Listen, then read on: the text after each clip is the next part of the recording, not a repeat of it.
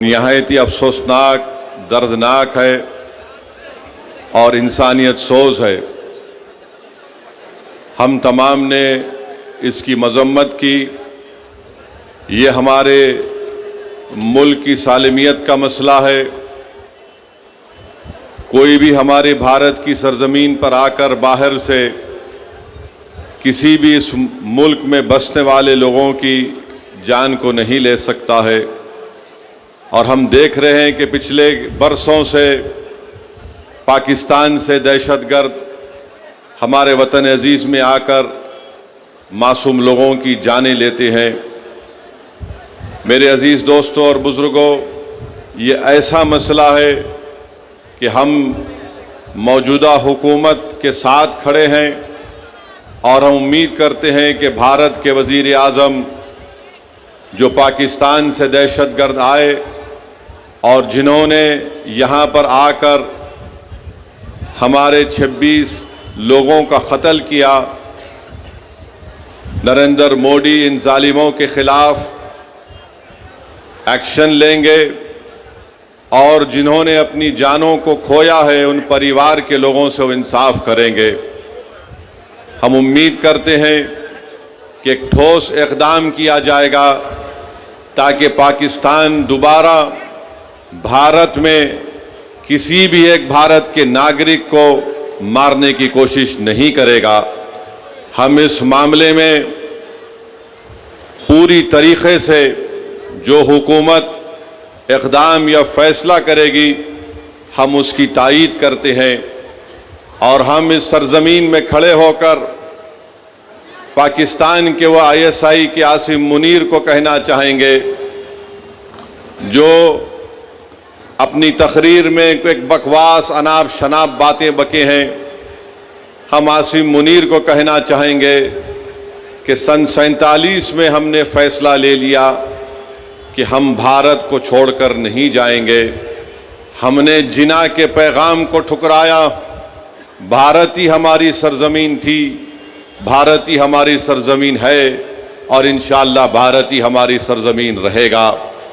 और हम वो लोग जो आज पाकिस्तान में बैठकर बकवास बक रहे हैं, हम उनसे कहना चाहेंगे कि तुम इस्लाम को जानते नहीं हो, तुम इस्लाम की तालीमात से महरूम हो, तुम कुरान के उस इनकलाबी पैगाम को भुला दिए, तुमने रसूलुल्लाह सल्लल्लाहु अलैहि वसल्लम की सुन्नत को भुला दिए। तुम ऐसे मुल्क में बैठकर जहां पर अंदरूनी तौर पर किसी को महाजिर कहा जाता है, किसी को पठान के नाम से पुकारा जाता है, तुम्हारे मुल्क में इतनी गरीबी है कि गरीबी की वजह से लोग आज वहां पर परेशान हैं। अफगानिस्तान से तुम्हारा झगड़ा, ईरान की बॉर्डर पर तुम्हारा झगड़ा है। आज पाकिस्तान में बैठकर लोग इस तरह की अनाप शनाप बकवास बकते हैं। पाकिस्तान एक फेल्ड नेशन है और याद रखिए ये ताकतें कभी भी भारत को सुकून से रहने नहीं देंगी। आज वक्त है कि हम इनको एक मौसर जवाब दें ताकि हमेशा के लिए ये दहशतगर्दी का ये जहर हमेशा के लिए ख़त्म होकर रह जाए। बांग्लादेश में भी कोई एक साहब अनाप शनाप बक रहे हैं कि नॉर्थ ईस्ट में ऐसा कर देंगे। मैं उनसे भी कहूँगा कि भाई साहब, जो मुल्क आपको मिला है वो हमारी वजह से मिला है, अपने मुल्क में आराम से रहो। याद रखो, जब भारत पर अगर कोई उंगली उठाता है तो हम अपने तमाम इख्तलाफात को भूलकर एक सीसा पिला हुई दीवार की तरह खड़े हो जाते हैं। तो हम इन तमाम लोगों से कहेंगे कि आज आपने बुरी नज़र से भारत की तरफ उठाकर देखा है। मुझे यकीन है कि जो मासूमों का कत्ल हुआ है उनका खून रायगा नहीं जाएगा। बल्कि मैं तायीद करता हूँ कि भारत सरकार ने यह फैसला लिया कि पाकिस्तान की कश्तियाँ और पाकिस्तान के प्लेन भारत के हुदूद में नहीं आएंगे। बल्कि हम ये भी कहेंगे कि पाकिस्तान को FATF के ग्रे लिस्ट में डाल दिया जाए और जो लोग पाकिस्तान में बैठकर भारत के ताल्लुक से क्या क्या कहते हैं नहीं मालूम, मगर इनको आईने में अपनी सूरत देखना चाहिए। तुम कौन सा मिसाइल टेस्ट करते टेस्ट कर लो, याद रखो, मगर भारत तुम्हारे से ताकतवर है और हमेशा रहेगा इंशाअल्लाह ताला। मेरे अजीज दोस्तों और बुजुर्गों, ये अर्ज करना जरूरी था, क्योंकि अगर हम ये समझेंगे कि पहलगाम में उत्तर प्रदेश से या महाराष्ट्र से या बिहार से कोई आदमी गया और उसकी मौत हो गई तो हम खामोश बैठ जाएंगे, बल्कि मैं तो ये देख रहा हूं कि पहलगाम का ये वाक़या भारत के हर गरीब को, हर दौलतमंद को, हर पढ़े लिखे को, हर किसान को झंझोड़ के रख दिया है। अब हम उम्मीद करते हैं कि हमारी हुकूमत एक मौसर इक़दाम उन पर करेगी, जैसा कि माजी में सर्जिकल स्ट्राइक और बालाकोट भी हुआ था, और जो बैनुल-अक़वामी मुल्कें भारत से कह रही हैं कि पाकिस्तान से बात कर लो। अरे फिर यूक्रेन और रशिया में क्या हुआ, तुमने क्या किया वहाँ पर? मेरे अजीज दोस्तों और बुजुर्गों, ये एक हिसास मसला है और इस मसले के ऊपर हमको एक होकर खड़े होना है। ये ज़रूरी है कि हम तमाम लोग ऐसे वक्त पर अपने इत्तेहाद को मजबूत रखें, और जो लोग इस दहशतगर्दाना हमले के बावजूद भी हिंदू मुस्लिम की बातें कर रहे हैं, मैं उनसे कहूँगा कि अहमकों की दुनिया में बसने वालों, तुम भारत को कमज़ोर करने का काम कर रहे हो। अगर आज हमारे वतन में इस बड़े दहशतगर्द हमले के बाद भी अगर तुम हिंदू मुस्लिम करोगे, तो फिर याद रखो ISI और पाकिस्तान में बैठे हुए दहशतगर्द, वो उनके चेहरों पर खुशियां होंगी।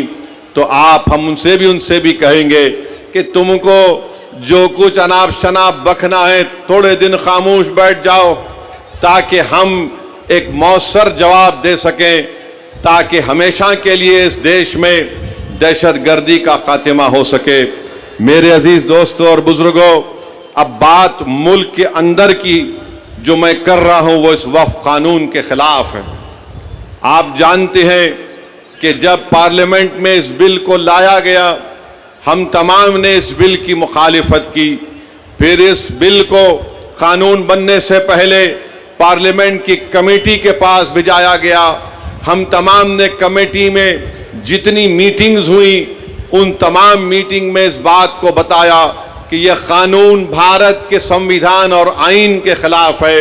यह कानून भारत के संविधान की दफा 14, 15, 25 और 26 और 29 की मुखालिफत करता है, और कोई भी हुकूमत संविधान के फंडामेंटल राइट्स के खिलाफ जाकर ऐसा कानून नहीं बना सकती है। यह कानून जो बनाया गया है, यह कानून क्या है? यह कानून ये कहता है कि बिहार के वक्फ बोर्ड में अब मुसलमान ही सिर्फ मेंबर नहीं रहेंगे, उसमें गैर मुस्लिम को भी मेंबर बनाया जाएगा। कानून ये कहता है कि बिहार के वक्फ बोर्ड में कम से कम 2 गैर मुस्लिम को मेंबर बनाया जाएगा, और उस वक्फ बोर्ड का वो चेयरमैन भी बन सकता है, और अक्सरियत में भी गैर मुस्लिम उसमें नामजद किए जाएंगे। अब आप बताइए कि बिहार में 1950 का कानून है जो हमारे हिंदू भाई बहन के मंदिरों के ताल्लुक से कानून बनाया गया।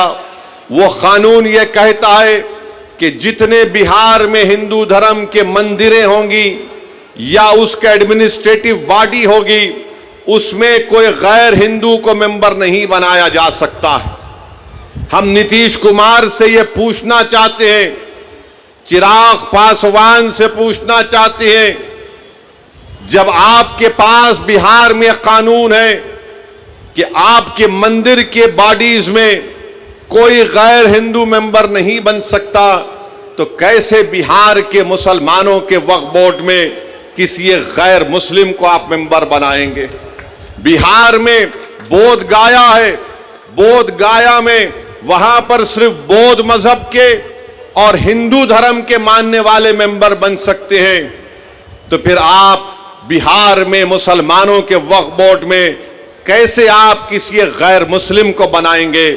ये कानून बनाना और ये कहना कि गैर मुस्लिम मुसलमानों के वक्फ बोर्ड को चलाएगा, ये हमारे भारत के संविधान की दफा 26 के खिलाफ है। मेरे अजीज दोस्तों और बुजुर्गों, बात यहां तक खत्म नहीं हुई। अब कानून ये भी कहता है कि वही मुसलमान अपनी जायदाद को अल्लाह के लिए वक्फ कर सकता है, वही कर सकता है जो 5 साल से मुसलमान हो। आप बताइए कौन तय करेगा बिहार में आकर कि क्या ये 5 साल से मुसलमान है या नहीं? क्या नीतीश कुमार सर्टिफिकेट लिखकर देंगे हमको? क्या चिराग पासवान सर्टिफिकेट लिखकर देंगे कि 5 साल से मुसलमान है? क्या भारत के प्रधानमंत्री लिखकर देंगे सर्टिफिकेट ये 5 साल से मुसलमान है? मेरे अजीज दोस्तों और बुजुर्गों, ये किसी भी धर्म में इस तरह का कानून नहीं है। जो किसी धर्म का होता है वो अपनी आस्था की बुनियाद पर अपने जिस भगवान या अल्लाह को मानता है वो अपनी प्रॉपर्टी को, जायदाद को दे देता है। मगर मुसलमानों से कहा जा रहा है कि आपको 5 साल तक आपको ये बता रहा, आप उस 5 साल तक जायदाद नहीं दे सकते। कौन आकर फैसला करेगा? और अगर कोई एक महिला होगी, कोई हमारी बेटी होगी, बहन होगी, तो कौन जाकर उसको पूछेगा? ये इस तरह का कानून बनाया गया है कि 5 साल तक आप अपनी जायदाद को नहीं दे सकेंगे जब तक कि आप ये नहीं बताएंगे कि आप इस्लाम पर अमल कर रहे हैं।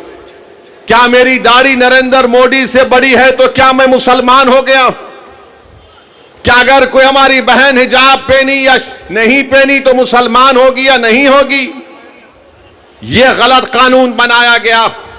तीसरा यह कानून बनाया गया, उस कानून में यह बनाया गया कि अगर झगड़ा गवर्नमेंट की जायदाद में और वक्फ की जायदाद में होगा तो बिहार सरकार अपने एक ओहदेदार को नामजद करेगी और वो ओहदेदार ये फैसला करेगा कि जायदाद सरकार की है या वक्फ की है।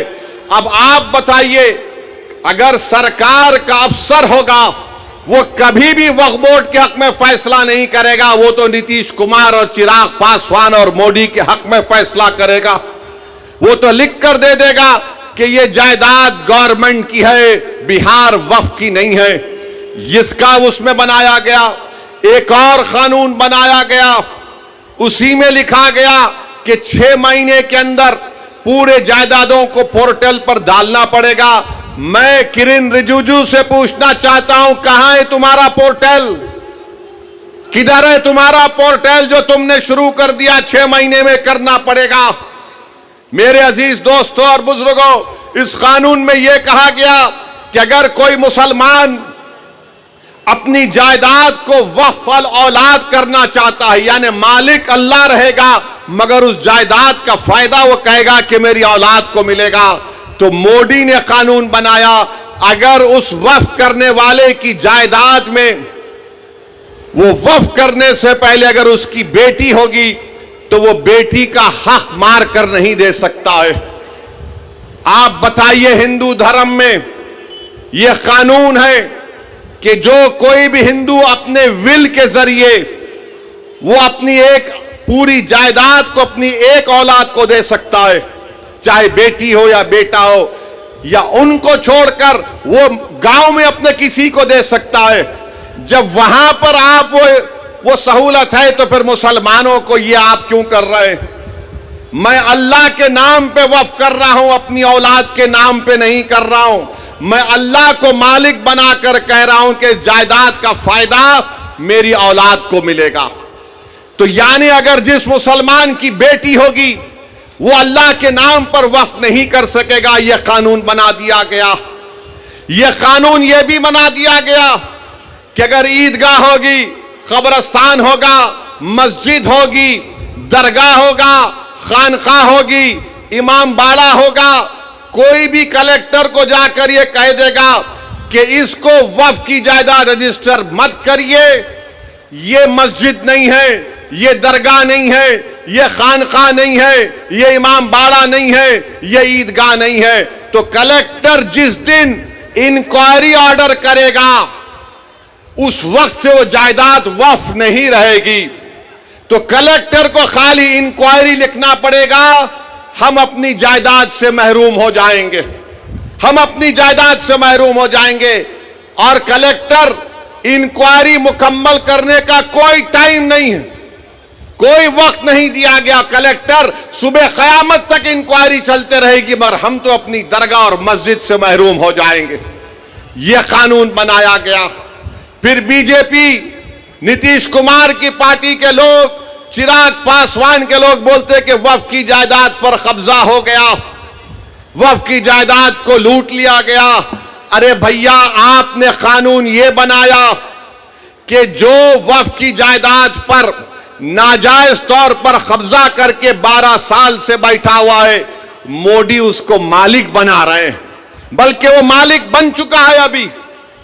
तो बीजेपी, नीतीश कुमार, चिराग पासवान झूठ बोल रहे हैं, हमसे हमारी जायदादों को छीन रहे हैं। जो हमारी जमीन पर, वक्फ की जमीन पर कब्जा करके बैठा है, वो 12 साल अगर हो गए तो मालिक बन रहा है। वक्फ इवैक्यू प्रॉपर्टी है कि जो लोग भारत को छोड़कर किसी और जगह पर चले गए, उन्होंने कहा कि मैं अपना घर, अपनी जमीन, अपनी खेत वक्फ कर रहा हूं।